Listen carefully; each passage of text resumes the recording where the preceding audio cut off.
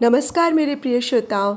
आज मैं आप सबको शरत चंद्र चट्टोपाध्याय जी द्वारा लिखित एक कहानी भला बुरा सुनाने जा रही हूँ। तो आइए सुने कहानी। अविनाश घोषाल कुछ वर्ष और नौकरी कर सकते थे, लेकिन संभव नहीं हुआ। खबर आई कि इस बार भी उन्हें धता बतलाकर कोई जूनियर मुंसिफ सब जज बन गया। दूसरी बार की तरह इस बार भी अविनाश चुप रहे। अंतर केवल इतना ही था कि इस बार उन्होंने डॉक्टर के सर्टिफिकेट के साथ जल्द से जल्द अवसर लेने के लिए दरख्वास्त भेज दी। दरख्वास्त मंजूर होगी ही, इसमें उन्हें संदेह नहीं था। अविनाश के काम करने की फुर्ती से सभी प्रसन्न थे। भद्र आचरण की प्रशंसा सभी करते हैं, फिर भी उनकी ये दुर्गति हुई। इसके पीछे के गुप्त इतिहास को बहुत कम लोग जानते हैं। उसे बतला दूं। उसकी नौकरी की शुरुआत में एक बार एक नौजवान आईसीएस जिले का जज होकर दफ्तर का इंस्पेक्शन करने आया।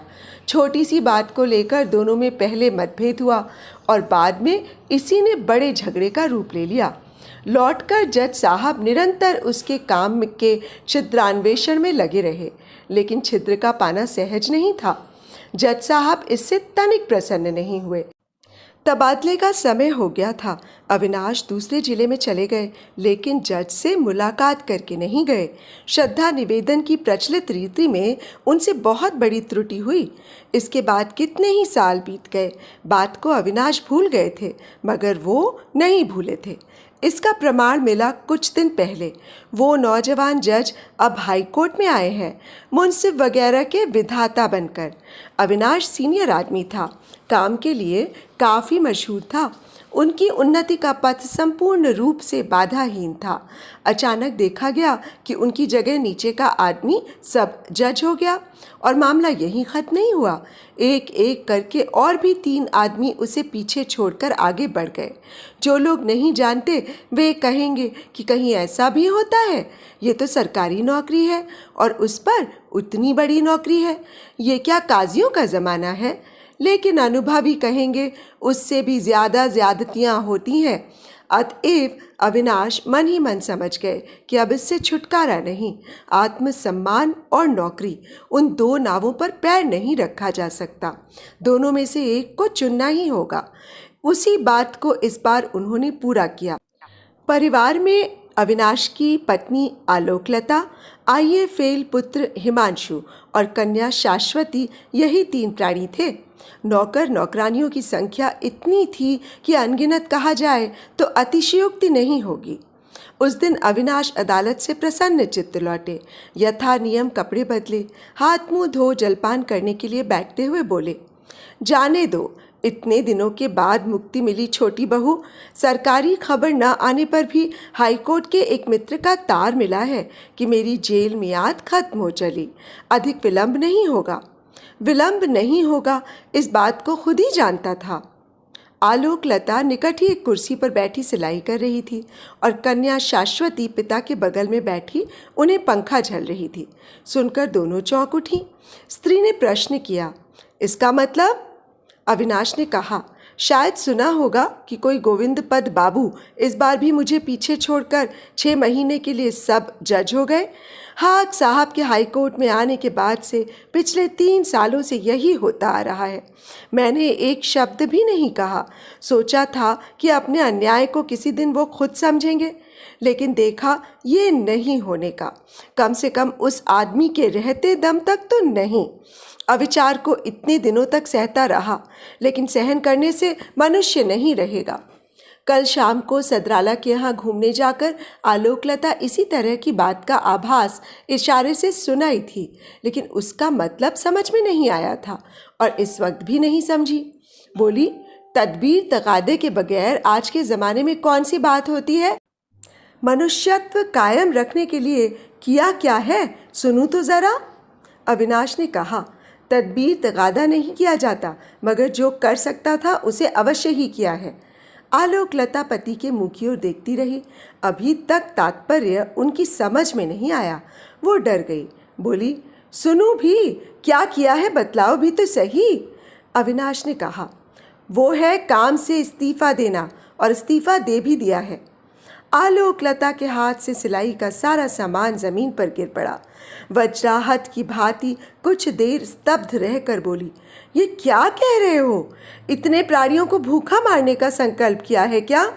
काम छोड़ो तो भला, तुम्हारी सौगंध खाकर कहती हूँ मैं उसी दिन आत्महत्या कर लूंगी। अविनाश चुप बैठे रहे, कोई जवाब नहीं दिया। दरख्वास्त अगर दे ही दी है तो वचन दो, कल ही वापस ले लोगे। नहीं। नहीं क्यों? दुखी हो तरंग में आकर लोग न जाने क्या क्या कर बैठते हैं, लेकिन इसका क्या कोई प्रतिकार नहीं है? अविनाश ने धीरे धीरे कहा, तरंग में आकर तो मैंने ऐसा नहीं किया है छोटी बहू। जो कुछ भी किया है सोच विचार कर ही किया है। वापस नहीं लोगे? नहीं। तो तुम चाहते हो कि मैं मर ही जाऊं? तुम तो जानती हो छोटी बहू कि मैं इसकी कामना नहीं करता। तुम पत्नी होकर अगर पति की मर्यादा को इस तरह से नष्ट करती हो कि लोगों के सामने मस्तक ऊंचा करके खड़ा भी ना हो सकूं, तो बात अविनाश के मुंह में अचानक रुद्ध हो गई, खत्म नहीं हुई। आलोकलता ने कहा, तो क्या कहते हो? जवाब में एक कठोर बात उनकी जुबान पर आई थी, मगर इस बार भी वो उसे बोल नहीं पाए। कन्या ने बाधा डाल दी। अब तक वो सब कुछ चुपचाप सुन रही थी, लेकिन अब उससे रहा नहीं गया। बोली, नहीं पिताजी, इस वक्त माँ में सोचने विचारने की शक्ति नहीं है। तुम उन्हें कोई जवाब नहीं दे सकते। लड़की की हिमाकत देखकर माँ पहले कुछ हतबुद्धि सी हो गई, दूसरे ही क्षण बड़े जोरों से फटकार बताकर बोल उठी, शाश्वती, जा यहाँ से, चली जा कहती हूँ। लड़की बोली, अगर चला जाना ही पड़ता है तो पिताजी को साथ ले जाऊंगी माँ, तुम्हारे पास छोड़कर नहीं जाऊंगी। क्या कहा? कहा कि तुम्हारे पास उन्हें अकेला छोड़कर मैं नहीं जाऊंगी, कभी नहीं जाऊंगी। चलो पिताजी, हम ज़रा नदी के किनारे घुमाएं। शाम के बाद मैं खुद तुम्हारा खाना बना दूंगी। इस वक्त खाना रहने दो। उठो, चलो पिताजी। ये कहकर उसने उनका हाथ पकड़कर खड़ा कर दिया। दोनों सचमुच ही चले जा रहे हैं देखकर आलोकलता ने अपने को कुछ संभाल कर कहा, ज़रा रुको। सचमुच ही क्या एक बार भी नहीं सोचा कि नौकरी छोड़ देने पर तुम्हारे परिवार के इतने प्राणी क्या खाएंगे? अविनाश ने जवाब देना चाहा, मगर इस बार भी लड़की ने बाधा डाल दी। वो बोली, खाने की क्या सचमुच ही तुम्हें चिंता हो गई है माँ? लेकिन रोना तो नहीं चाहिए। नौकरी छोड़ने पर भी पिताजी को पेंशन मिलेगी, और वो भी 300 से कम क्या होगी। बगल वाले मकान के संजीव बाबू 60 रुपए तनख्वाह पाते हैं। खाने वाले उनके यहाँ भी 9-10 हैं। कितनी बार देख आई हूँ, उनके यहाँ का खाना हमारे यहाँ से बुरा नहीं होता। उनका चल रहा है तो हम 3-4 प्राणियों का खाना पहनना नहीं चलेगा? माँ के धीरज का बांध टूट गया। कटु व्यंग के स्वर में चिल्ला उठी, जा भाग मेरी नजरों के सामने से। जब अपना परिवार बसाना तब गृहस्थी पना दिखाना। मेरी गृहस्थी में दखल दिया तो तुझे घर से निकाल के बाहर कर दूंगी। लड़की ने जरा हंसकर कहा, अच्छी बात है माँ, वही करो। पिताजी का हाथ पकड़कर मैं चली जाऊं, तुम और भैया पिताजी की पेंशन के सारे रुपए लेकर जो चाहो करो, हम कुछ भी नहीं कहेंगे। मैं लड़कियों के किसी स्कूल में नौकरी करके बूढ़े पिताजी का खर्च चला लूंगी। माँ आगे कुछ नहीं बोली। देखते देखते उनकी दोनों आंखों से आंसुओं की धारा बह निकली। लड़की ने पिता का हाथ किंचित दबाकर कहा, चलो पिताजी, चलें, शाम हो जाएगी। अविनाश के पग बढ़ाते ही आलोकलता आंचल से आंखें पोंछकर रूंधे गले से बोली, जरा और रुको। तुम्हारी ये कैसी भीष्म प्रतिज्ञा है? इसमें क्या हेर फेर नहीं होने का? अविनाश ने गर्दन हिलाकर कहा, नहीं, ऐसा नहीं होने का। देखो, मैं तुम्हारी स्त्री हूँ, तुम्हारे सुख दुख की साथिन हूँ। अविनाश बाधा देकर बोले, अगर ये सच है तो इतने दिनों तक मेरे सुखों का हिस्सा मिला है, अब मेरे दुखों का हिस्सा लो। आलोकलता ने कहा, तैयार हूँ, मगर सारी इज्जत आबरू कायम रखने के लिए इतने रुपए काफी नहीं है, तो पेंशन के थोड़े से रुपयों से काम कैसे चलेगा? अविनाश बोले, इज्जत आबरू का मतलब अगर अमीरी ठाठ समझ रखा है तो वो नहीं होने का, इसे मानता हूँ। नहीं तो यूं संजीव बाबू का भी चल ही जाता है। लेकिन तुम्हारी लड़की 19-20 की हो गई, उसका ब्याह कब करोगे? माँ की समस्या का समाधान किया शाश्वती ने।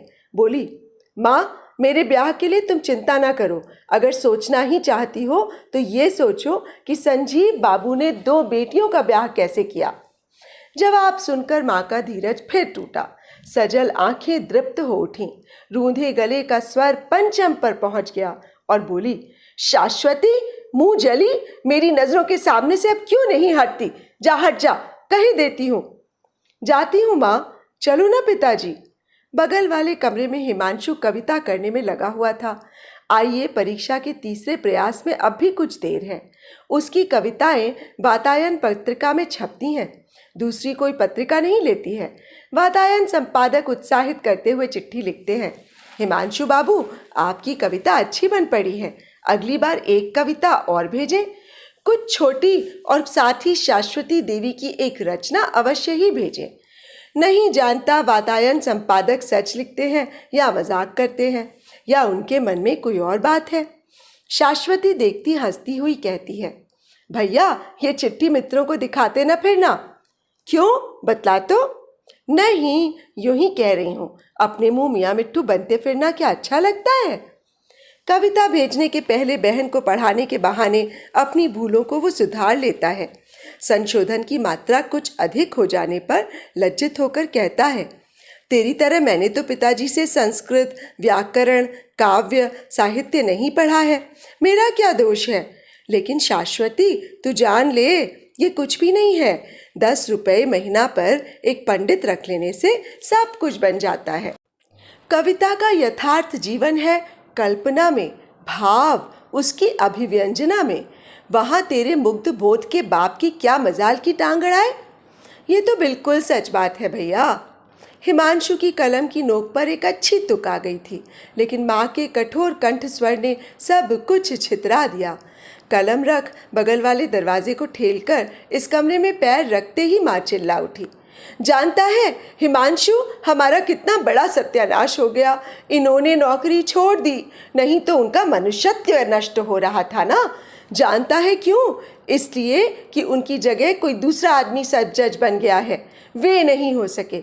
मैं साफ कह ही देती हूँ, ये डाह के सिवा और कुछ भी नहीं है, निरा डाह। हिमांशु ने अचरज से आंखें फाड़कर कहा, तुम ये क्या कह रही हो माँ? नौकरी छोड़ दी? What nonsense. अविनाश का मुंह पीला पड़ गया। दांतों तले होंठ चबाकर वो चुप खड़े रहे। आसन्न संध्या की मलिन छाया में उनका चेहरा विचित्र लग रहा था। शाश्वती पागलों की भांति चिल्ला उठी, ओफ, संसार में धृष्टता की कोई सीमा भी है? तुम चलो, जल्दी चलो, नहीं तो मैं सिर पीटकर मर जाऊंगी।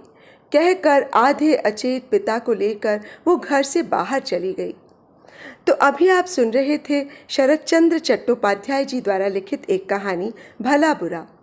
दोस्तों, यदि आपको मेरा वाचन पसंद आता है तो आपसे अनुरोध है कि मेरे इस चैनल को सब्सक्राइब कर लें और मेरी कहानियों को लाइक और शेयर, और हाँ, बेल आइकन भी दबा लीजिएगा, जिससे कि मेरी आगे आने वाली कहानियों की नोटिफिकेशंस आपको मिलती रहें। तो अब मुझे इजाज़त दीजिए। नमस्कार।